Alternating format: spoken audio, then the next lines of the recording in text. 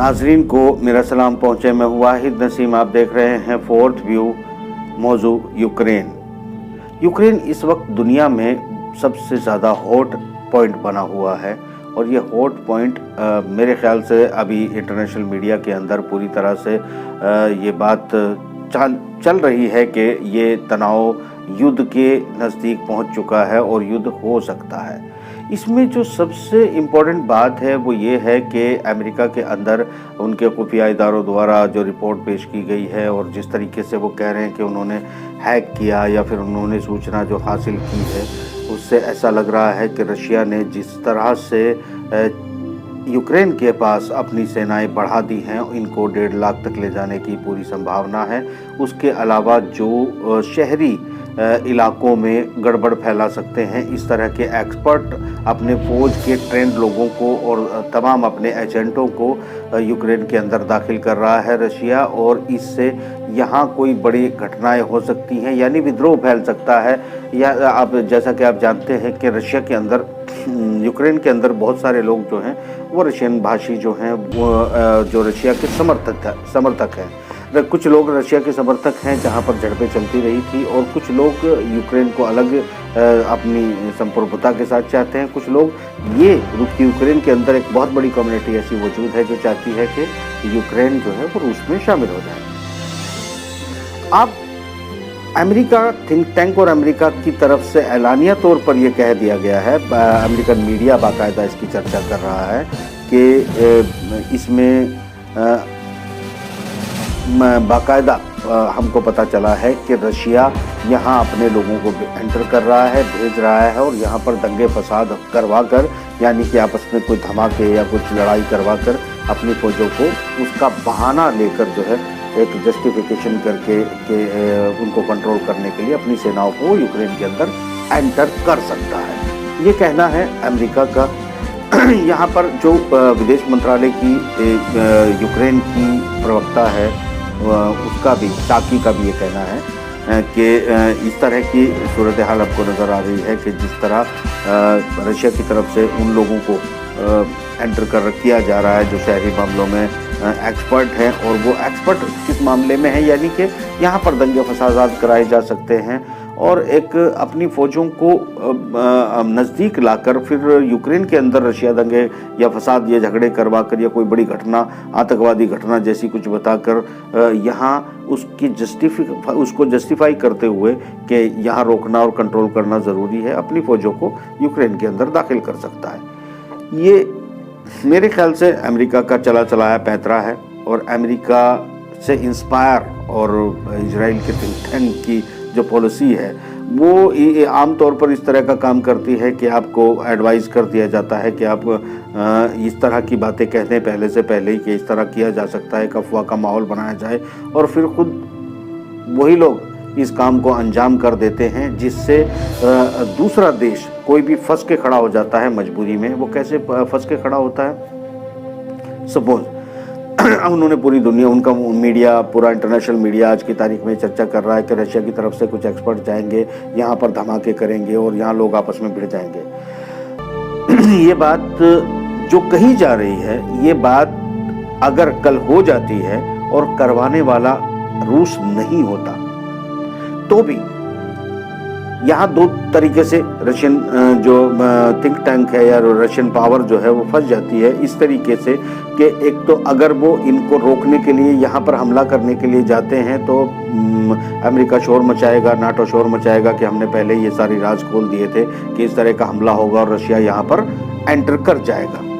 और अगर वो एंटर नहीं करता है और धमाके होते हैं, यानी सूरत हाल बिगड़ती है, तो उसका बहाना लेके नाटो अपनी फोर्सेस उतार देगा कि यूक्रेन के अंदर हम रूस की सीमाओं के नज़दीक जहां पर दंगे फसाद हो गए हैं, हमें कंट्रोल करना ज़रूरी है, हम अपनी सेनाओं को यहां पर लेकर जाते हैं। तो ये एक ऐसी कॉन्स्पिरेसी होती है जिसको आप ये मान सकते हैं कि जानते हुए भी इंसान फंस जाता है और जानते हुए भी लोग इसको अच्छे से सॉल्व नहीं कर पाते हैं।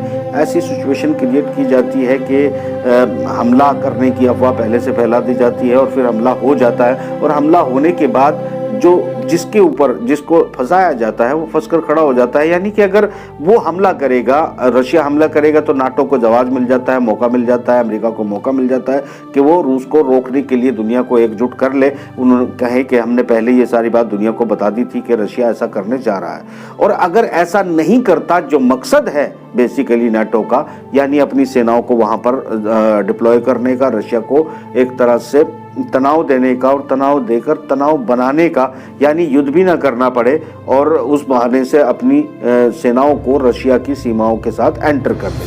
और अगर पूरा नाटो अपनी सीमाओं को यूक्रेन की सीमाओं में एंटर कर देता है, तो रूस के लिए हमेशा हमेशा के लिए ये टेंशन हो जाती है कि वो रूस को किसी भी तरीके से रोक सकते हैं, किसी भी तरह तनाव दे सकते हैं, और यहाँ पर रूस के लोगों का ही इस्तेमाल किया जा सकता है। रूस को एक लंबे समय में धीरे धीरे करके वो बेहद कमज़ोर कर सकते हैं। तो मुझे लगता है कि रूस के लिए ये स्थिति बेहद ख़तरनाक हो जाएगी कि यूक्रेन के अंदर नाटो की सेनाएं तमाम नाटो के बहाने पर, क्योंकि अगर इस तरह की कोई सिचुएशन नहीं बनती है तो नाटो में कुछ जो इनके प्रावधान होते हैं कि इतने हज़ार सैनिक यहाँ, उतने हज़ार सैनिक यहाँ, ये इस तरह एक दूसरे के इलाकों में रखते हैं, वो तक तो हो सकता है, मगर भारी डिप्लॉयमेंट जो करना होता है किसी भी देश के खिलाफ या किसी भी देश को घेरने के लिए, भारी डिप्लॉयमेंट के लिए ज़रूरी होता है कि उसके कारण पैदा किए जाएँ, उसके कारक पैदा किए जाएँ, और ये कारक पैदा करने का एक अच्छा तरीका है। तो इससे ये लग रहा है कि इस वक्त जो वेस्टर्न वर्ल्ड है, जो नाटो है, वो रशिया को उसकी सीमाओं के नज़दीक तनाव देने के लिए पूरी तरह से कमर कस चुका है, क्योंकि वो इस तरह की रिपोर्ट खुद ही जारी कर रहे हैं। यहाँ मैं बाद में आऊँगा, असल वजूहात पे बाद में आऊँगा कि मुझे जो लग रहा है वो बाद में आऊँगा। अभी मैं आपको ये बता रहा हूँ कि ये चल क्या रहा है। इसके अलावा चाइना के अंदर इस वक्त वो सर्दी के ओलंपिक होते हैं, वो चल रहे हैं। यहाँ पुतिन और शी जिनपिंग इकट्ठा होने वाले हैं। कोरिया को अभी फिर से धमकी दी गई थी, पाबंदी लगाई गई थी नॉर्थ कोरिया पे, तो उसने एक और मिसाइल का टेस्ट कर लिया है। एक तरह से एक घेराबंदी चल रही है पूरी तरह। जो पूर्व पश्चिम और पूर्व की लड़ाई है वो उरूज पर आ चुकी है, और एक दूसरे के देशों में अपनी सेंधमारी जारी है। तनाव बढ़ रहा है, और इस तनाव को लेकर कहाँ तक जाया जाएगा, ये एक मुद्दा अब आकर खड़ा हो जाता है। देखिए, एक थिंक टैंक का जो विश्लेषक हैं उन सब लोगों का ये मानना है, जो न्यूट्रल टाइप के विश्लेषक हैं उन लोगों का ये मानना है कि पुतिन ये बात जानते हैं कि ट्रंप माफ़ कीजिएगा, जो बाइडन एक कमज़ोर राष्ट्रपति है, जिसकी इस्टेब्लिशमेंट के साथ में पूरी प्रॉपर जो उनका अपना ताना बाना है अमेरिका का, उसके अंदर पूरी गहरी पकड़ नहीं है, और जो वो चाहते हैं ना तो वो जो बाइडन कर पा रहा है, और जो बाइडन चाहता है ना वो उसको होने दे रहे हैं। एक तरफ ट्रंप अपनी सेना को लेकर तैयार हो रहा है, दूसरी तरफ इन्हीं के लोग आपस में हैरी क्लिंटन को तैयार कर रहे हैं कि अगले जल्दी ही जो है उसको किसी न किसी तरीके से प्रेसिडेंट की सीट पर पहुंचाया जाए। तो कुल मिलाकर अमेरिका के अंदर अपनी मकबूलियत खो चुके जो बाइडन, प्लस अंदर का जो टकराव इस वक्त दुनिया को देखने को मिल रहा है, वो होने के बावजूद यानी एक मौका जो है विश्लेषक मान रहे हैं कि पुतिन के पास एक बेहतरीन मौका है। जब अमेरिका का राष्ट्रपति कमज़ोर है, स्थिति ख़राब है, आपस में लोगों का टकराव है, और पुतिन इस मौके को चूकना नहीं चाहेगा, इसलिए वो यूक्रेन पर अपना कब्जा जमा सकता है। और इस कब्जे जमाने को रोकने के लिए नाटो और अमेरिका की फ़ौज जो है वो वहाँ उतर सकती है, यानी दुनिया युद्ध की तरफ जा सकती है। मगर मैं इसमें कुछ और देख रहा हूँ। देखिए, यूक्रेन के मामले को लेके वो आज का नहीं है, एक लंबा समय से चला आ रहा है। प्लानिंग के तहत बहुत बार इसमें डिप्लॉयमेंट हुए हैं, बहुत बार डीएस्केलेशन भी हुआ है, वो चाहे क्रीमिया के साथ हुआ हो या फिर काला सागर में हुआ हो, या फिर मतलब कुल मिला के ये एक प्रक्रिया है जो रशिया को वापस उसी स्थिति में लाने, जैसे यूएसएसआर टूटने के बाद एक भुखमरी के हालात में रशिया पहुंच गया था और अचानक धीरे धीरे उसने अपनी ताकत को समेटा और जो एक यूएसएसआर के ज़माने में रशिया हुआ करता था, अब अपने को उससे शायद पुतिन ने उसको कहीं ज़्यादा ताकतवर बना दिया है। कुछ नए हथियार जो है वो अपनी सेना को उन्होंने अभी दिए हैं और कुछ देने वाले हैं, जिसमें से समंदर के अंदर काम करने वाले ड्रोन और मिसाइल्स और वो नए किस्म के वेपन्स हैं। इलेक्ट्रॉनिक वेपन्स भी बहुत ज़्यादा अपनी फौज को हैंड ओवर किए हैं और जिसकी चर्चा बहुत ज़्यादा नहीं हो रही है। S-500 भी 550 भी अपने मेरे ख्याल से मोर्चों पर एक तरह से तैनाती रशिया ने शुरू कर रखी है और कुछ ऐसे हथियार हैं जो बाद में इंट्रोड्यूस किए जाएंगे। यहाँ जो पश्चिमी जगत है ये बात अच्छे से जानता है कि रशिया के पास हथियारों की कोई कमी नहीं है और रशिया की फ़ौज नाटो की फ़ौज से किसी भी एंगल में कमज़ोर नहीं है। वो उसके साथ लड़ सकती है और हराने की क्षमता भी रखती है। ये हम सूरत हाल बड़े इनके तमाम तकनीकें चीज़ें मैं पहले भी आपको बता चुका हूँ। सीरिया के अंदर हमने तमाम तर कोशिशें देखी हैं, अमेरिका सहित ब्रिटेन, अमेरिका, फ्रांस, जर्मनी सबकी मौजूदगी होते हुए, रशिया अकेले वहाँ मौजूद होते हुए, जिसके साथ आप मान सकते हैं कि ईरान के कुछ फोर्सेस और कुछ मिलिशिया उनके साथ काम करने के बाद इनको धीरे धीरे सीरिया से इनका खला कर दिया, बिल्कुल इनको प्लान कर दिया गया। ये एक सबूत है कि सीरिया के अंदर नाटो ने पूरी तरह अपनी जंग हारी है। अपना एक दोस्त भी साथ में, जो तुर्की नाटो का एक सब बड़ी दूसरे सेकंड लार्जेस्ट फोर्स रखने वाला देश था, वो भी खो दिया उल्टे। एक तो सीरिया तो गया ही गया, तुर्की भी हाथ से गया। वो जो उठापटक है वो तो चलती रहती है, कभी लगता है कि नहीं तुर्की गया, कभी लगता है कभी नहीं गया, मतलब तुर्की गया। इसके अलावा जो इराक की स्थिति है, इराक के अंदर अमेरिकी फोर्सेस की जो पकड़ है वो बेहद कमज़ोर हो चुकी है। इजराइल जिस तरीके से एग्रेशन दिखाता था वो नहीं दिखा पा रहा है।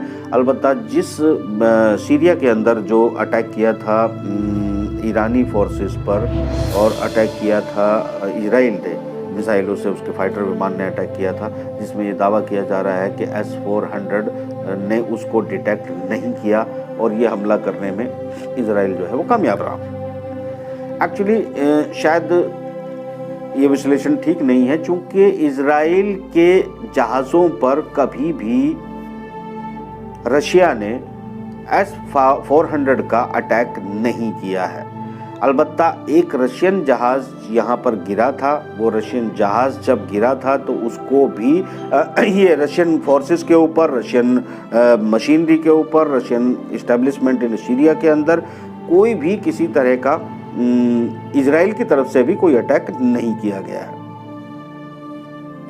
एक अटैक हुआ था जिसको ढाल बनाना कहते हैं, उसको ढाल बनाया गया था कि जैसा कि आप लोग जानते हैं कि जब मिसाइल अटैक की जाती है,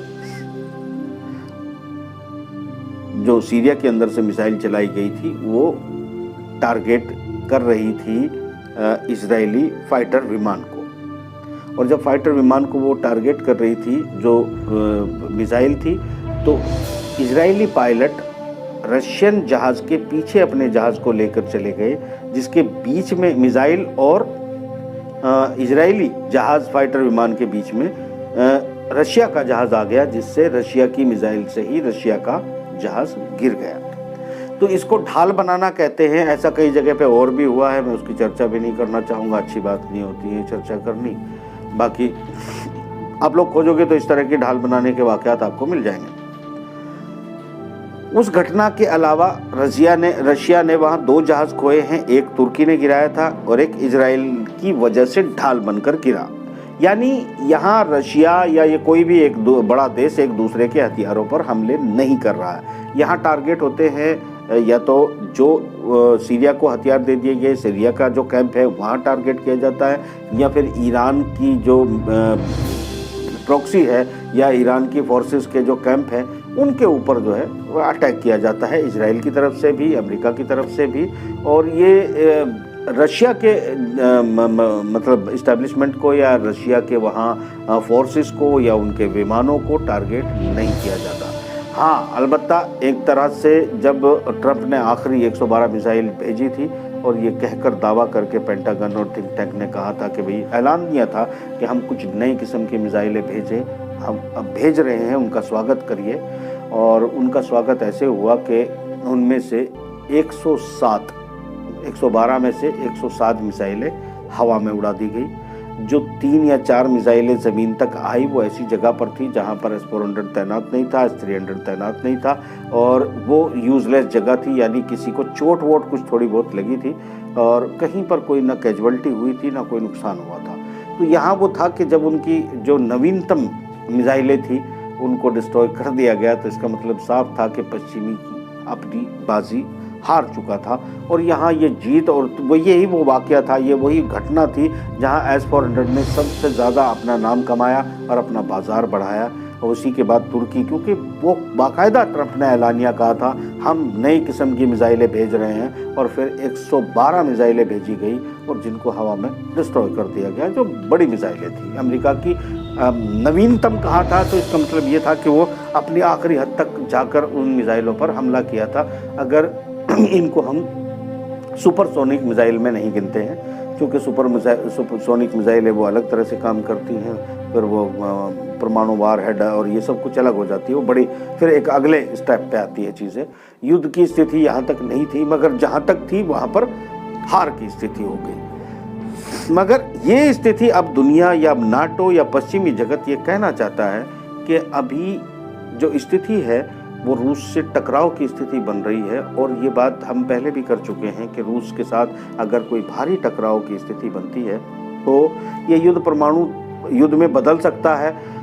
ये इससे भी कोई इनकार नहीं कर सकता, चूँकि बहुत सारी साउथ चाइना सी में मेरे ख्याल से रशिया के 2 तरफ अमेरिका के बेड़े मौजूद हैं, जहां पर परमाणु पनडुब्बियां भी हैं, परमाणु बेड़े भी हैं, जहां से बड़े हमले रशिया पर किए जा सकते हैं। और यूक्रेन के रास्ते पैदल मतलब ज़मीन के रास्ते से भी यूरोपीय नाटो की जो फोर्सेस हैं, नाटो के देशों में जो अमेरिकन फोर्सेस हैं वो भी, और नाटो की अपनी फोर्सेस भी, यानी घेराबंदी की जा सकती है रशिया की। ये एक ऐसा मौका है। असल टारगेट क्या रशिया ही है?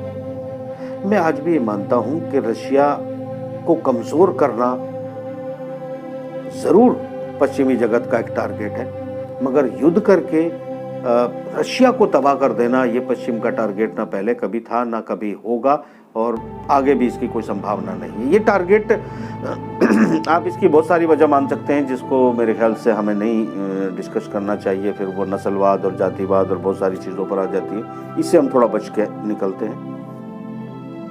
टारगेट पर अगर अभी कोई है तो वो है चाइना, और मुझे बिल्कुल मेरा कैलकुलेशन, मैंने कई बार इसकी चर्चा की है कि किसी भी तरीके से एग्रेशन दिखाकर सिचुएशन को हाइपर टेंशन पर ले जाकर, पूरी हाइट पर ले जाकर, पीक पर ले जाकर, कहीं ना कहीं कोई और एंगल से, चाहे north Korea, south Korea, Taiwan, Philippines, ये सब इन इलाकों में किसी तरह से युद्ध छेड़ा जाए।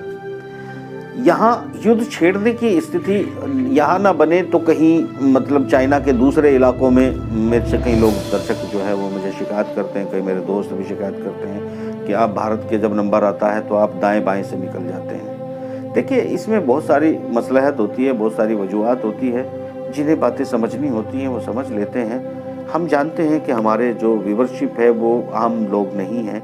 ये सब बातें ना आम लोगों का इनसे कुछ लेना देना है, ना आम लोग कि ये कुछ काम आने वाली हैं। ये सब बातें ही उस लेवल की हैं जिस पर आपको ये समझना होगा। आप अपनी थोड़ी सी अक्ल का खर्च करके वो कर लिया करें मेरे लिए, वो खर्च करके आपको समझना होगा दरअसल मैं समझाना क्या चाहता हूँ। और इसमें जो लोगों तक बात पहुँचती है वो उपाय कर भी सकते हैं, रोक भी सकते हैं, और बचा भी सकते हैं और फंसा भी सकते हैं। तो खैर ये है कि ये अवेयरनेस भी रहे, अपने अपने लोगों को आप अपने तरीके से समझा लें जो कुछ भी समझाना है। मेरा जो मुझे सूचनाएं मिलती हैं मैं उनको अपने नज़रिए से आप तक पहुंचाता हूं। कोई बहुत बड़ा कमाल का बात नहीं है, मगर एक हम सब लोग एक तरह से बैठकर इसको रिन्यू कर लेते हैं, ये समझ लीजिएगा। तो लेटेस्ट आज की जो पोजीशन है वो ये है कि फाइनली टारगेट पर चाइना है, प्रोडक्शन हब है, प्रोडक्शन कैपेसिटी है, और वो तमाम सूरत हाल के बावजूद अपनी इकोनॉमी को लेकर जा रहा है। और अपनी ताकत के ज़रिए सबसे बड़ा ख़तरा चाइना उन बैंकर्स के लिए बन चुका है जहां पर चाइना युआन के बदले और तमाम देशों की स्थिति को सुधारने का वादा कर रहा है। ये एक याद होगा आप लोगों को कि मैंने बहुत सारे प्रोग्राम की में ये जिक्र किया था जब लड़ाई शुरू नहीं मतलब रशिया ने एंटर नहीं किया था सीरिया के अंदर। मैंने तब से लेकर कई मेरे आर्टिकल, कई मेरे प्रोग्राम्स हैं जिनमें ये बताया था कि एंदलीब जो है, जहाँ पर उस वक़्त वो चल रहा था कि यहाँ केमिकल वार हो गया है और यहाँ पर वाइट हेलमेट और बहुत सारी चीज़ें, वो पुराने लेख भी पढ़े होंगे। मैंने कहा था कि ये वो पॉइंट है जहाँ पर OBR यानी अपनी राहदारी, अपने बेल्ट एंड रोड का जो कुछ रेशमी मार्ग का एक रास्ता, एक पॉइंट बनाएगा चाइना, जिसके लिए इन्वेस्टमेंट है, जिसके लिए उसने अपने 5000 फौजी भेजे भी थे, 2500 को परमिशन भी मिली थी और बाकी टोटल मिलाकर 10,000 फोर्सेस जो है वो गल्फ में चाइना की मौजूद थी। पहली बार चाइना की सेनाएं अपने देश के बाहर निकली थी और मैंने बड़े उसको चर्चा उसकी की थी। वो दुनिया में आपने किसी मीडिया में ना इनकी चर्चा सुनी होगी ना कोई बात सुनी होगी। एक बात इसमें मैंने ये भी बताई थी साथ में कि एंदलीब एक ऐसा पॉइंट है, प्राचीन काल से लेके अभी तक वहाँ व्यापार का केंद्र, यूरोप को और एशिया को और इन महाद्वीपों के बीच में व्यापार का एक बहुत बड़ा अड्डा रहा है। और ये एक वो टारगेट है, जब रेशमी मार्ग निकलता है तो चाहे वो बेसिकली तुर्की के इलाकों के नज़दीक ही पड़ती है वो चीज़ें। मुल्क शाम जब ये हुआ करता था तब भी वो एक बड़ा जो है मंडी के तौर पर था और ये वहाँ से इसको चाइना की वो रडार पर था। यहाँ पर वो तेल के कुओं में, तेल की फैक्ट्रियों में और मंडियों में इन्वेस्टमेंट चाइना का चल रहा था।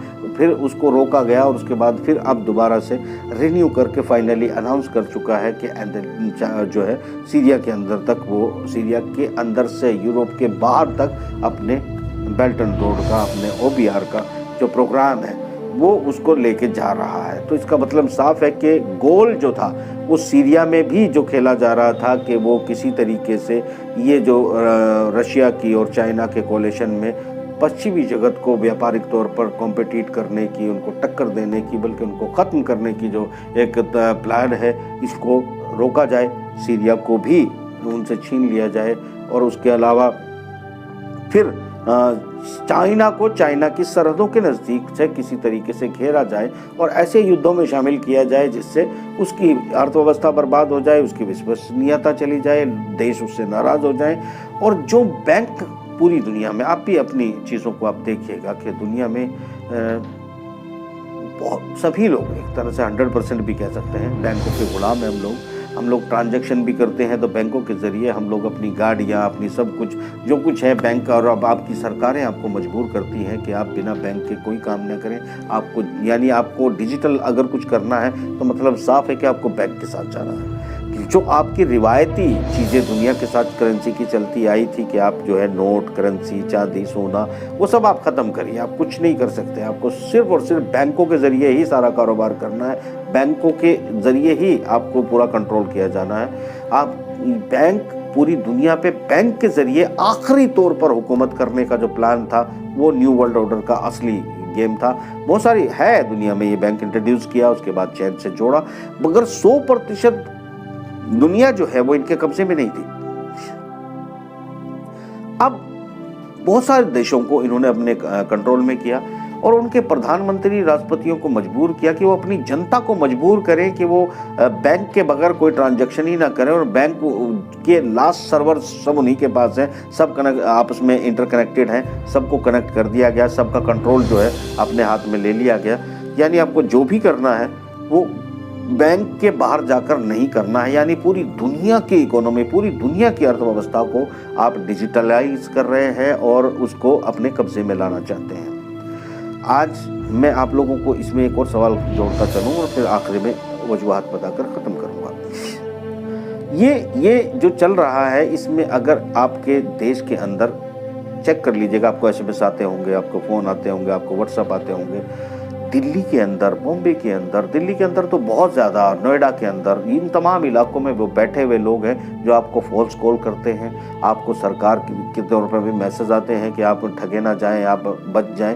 यानी आपके पास अभी तक ये डिजिटल जो है इतना मजबूत नहीं है कि एक छोटा सा बैठा हुआ एक कमरे में चोर आपको ठग लेता है, आपके पैसे लूट लेता है, आपका लूट जाता है। और ये सब डाटा अगर किसी बड़े हैकर्स ने किसी दिन पूरा का पूरा उड़ा दिया और पता ही नहीं चला कि आपके जो है पूरा का कमांड पे लेके किसी एक, अभी तो इतना मैच्योर है, इतना छोटा बच्चा है ये डिजिटल के, इसको एक छोटा बच्चा भी किसी कमरे में बैठ के हैक कर लेता है। कुछ अनपढ़ लोग भी हैं जो मैं आपको बता रहा हूँ, कुछ अनपढ़ जाहिल किस्म के लोग वो इंटरनेट की ये चीजें सीख गए हैं और उसके जरिए ठगी कर रहे हैं और अपने आप को अमीर भी साबित कर चुके हैं, क्योंकि बेवकूफ वो शायद इतने ताकतवर कभी ना होते कि वो डकैती डाल के लूट पाते। उठाए गिरे लोग बैठकर जो है वो लोगों को लूट रहे हैं, बड़े शरीफों को भी और अच्छों को भी और बड़े से बड़े तोप को भी वो आराम से लूट ले रहे हैं। यानी कि इतना एमेच्योर सिस्टम और उस पर आप लोग दावा करते हो कि आपको 100% डिजिटल होना पड़ेगा। आप किसकी गुलामी कर रहे हो? किसके कहने पर ये सब काम कर रहे हो? किसके कहने पर ये दुनिया को और जनता को आप खतरे में डाल रहे हो? ये तुम्हारे सोचने का वक्त है। नहीं सोचोगे तो ना सोचो, मैं क्या कर सकता हूँ? मेरा काम सोल्यूशन भी बता रहा हूँ आप लोगों को। बड़ी सीधी बात है कि वो लोग, पश्चिमी जगत के लोग क्यों चाहते हैं मेरे भारत के अंदर अभी कम से कम 20 करोड़ ऐसे लोग हैं जो फोन को चलाना ही नहीं जानते। तो 20 करोड़ लोगों को आप लोग कहना चाहते हो कि वो लोग करेंसी आप दोगे नहीं और आप डिजिटल, वो ठीक है, आप ये कहना चाहते हो कि आने वाले दिनों में सब ले लेंगे, गांव के जंगल में भी ले लेंगे, ये अफसाने हैं, ये काम 50 साल का है। आप एक दिन में सब कुछ करना चाहते हो तो जरूर किसी के लिए खेल रहे हो, किसी और के लिए ये सब काम करना चाहते हो। और किसी और के क्या है, वो दुनिया को लड़ाना जो चाहते हैं, जो चाहते हैं कि बैंकों का पूरी दुनिया पे कब्जा हो और वो चाहते हैं कि उन्हीं की फैक्ट्रियां हों, उन्हीं के फाइनेंस से चलने वाली फैक्ट्रियां हों। वो तो चाइना और रशिया उसको टक्कर दे रहा है, मुझे लगता है वो टक्कर देगा भी, खत्म भी करेगा। मगर कुछ लोग, कुछ देश जो हैं वो ऐसी व्यवस्थाओं के भी गुलाम होंगे। मैं ये नहीं कहता कि 100% रशिया और चाइना मिलकर ऐसे देशों को बचा लेगा जो बर्बाद होना चाहते हैं, मगर जो क्योंकि हर आदमी के अपने इंटरेस्ट होते हैं, वो बर्बाद होना चाहते हैं या आबाद होना चाहते हैं, वो जाने मैं क्या कर सकता हूँ। मगर जो सच्चाई है वो तो मैं बोलूँगा। सच्चाई बड़ी सीधी सी है कि करेंसी का झगड़ा है, बैंकर्स का झगड़ा है और ये घूम फिरकर यूक्रेन के अंदर तनाव बनाकर, तुर्की के आसपास तनाव बनाकर, सीरिया के आसपास तनाव बनाकर ये एक माहौल क्रिएट किया जा रहा है। लड़ाई मुझे नहीं लगता होने वाली है। छुटपुट झगड़ों के माहौल की शुरुआत करना और फिर किसी न किसी तरीके से घूम फिरकर रशिया के बजाय चाइना पर आना, फाइनल टारगेट ये है। और ये टारगेट वो अचीव डायरेक्ट नहीं कर सकते, स्थिति ये है स्पष्ट। खैर, इसमें बातें बहुत सारी बच गई हैं, अगली घटना के साथ जोड़कर ज़रूर एक्सप्लेन करेंगे। झेलते रहिए, मुझे इजाज़त दीजिए, खुदा हाफ़िज़।